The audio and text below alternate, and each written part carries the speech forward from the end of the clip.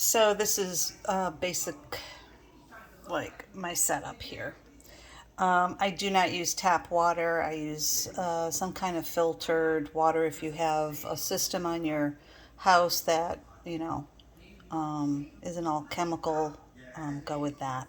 Not that this is safe, but I think you get my idea.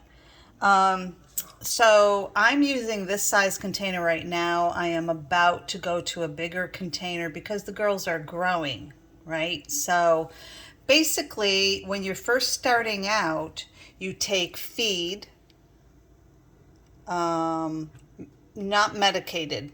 If they're on medicated, if they're that little, then I wouldn't do it with medicated, because it'll affect the medication that is in the feed. But that's a whole nother subject. Um, this is just a grower crumble, some red pepper flakes, cayenne pepper, herbs, any of that can be added in. You can see the cayenne pepper down here. I mean, the red pepper down here. And basically, just know that whatever volume of feed you put in the container, it is going to double, maybe even triple, depending. So you have to watch your water level, okay, and add accordingly. That's what I do. Now, there's people out there that don't really care about the water level, and again, I think that's maybe another approach. I just like it being submerged completely. I think the fermentation is safer. Um, I do add on, like little sprinkles, even some actual dried feed on top of it, almost like croutons on a salad kind of thing.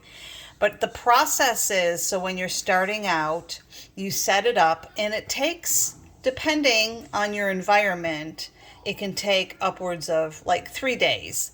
Although this happened quite quickly for me when I started. I think I was like maybe 2 days and it was already bubbling. And you'll see it'll start, activating, right? The fermentation. And at that point, you can feed. What I like to do is make sure that I always have a certain amount of what I call mother, the fermenting active liquid in the jar. If you have to start over, which this is brand new batch, I just started over, so it's not really bubbling yet or anything. If you have to do it, then that's what you have to do. I kind of miscalculated the last batch, and so that's where I ended up. But anyway, each time, and you have to work with how much to feed. Go under calculate at first to see how they're going to receive it, get used to it, how they're growing. All of that, right, is kind of like kids. I mean, you judge by, their appetite and what appeals to them.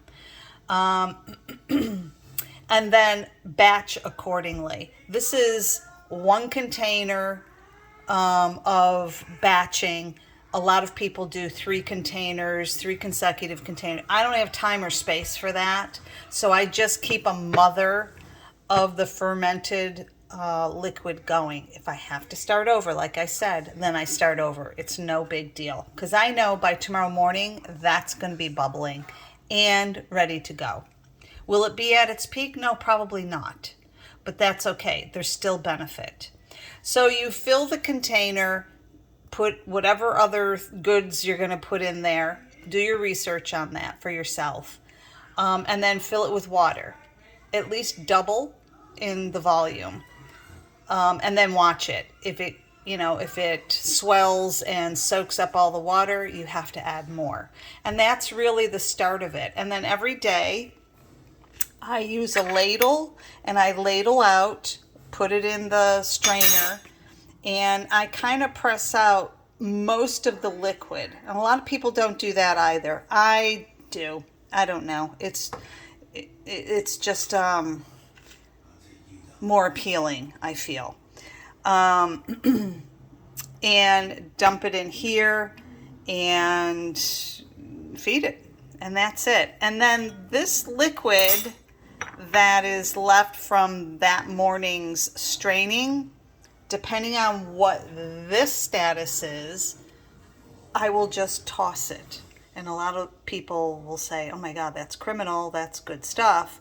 But I don't have a need for it because I have my brew system over here. This morning when I started this, I had saved this and added it back in with additional liquid. And that's basically it. It's just an ongoing one pot kind of project. Any questions? Just let me know. I hope the video helps.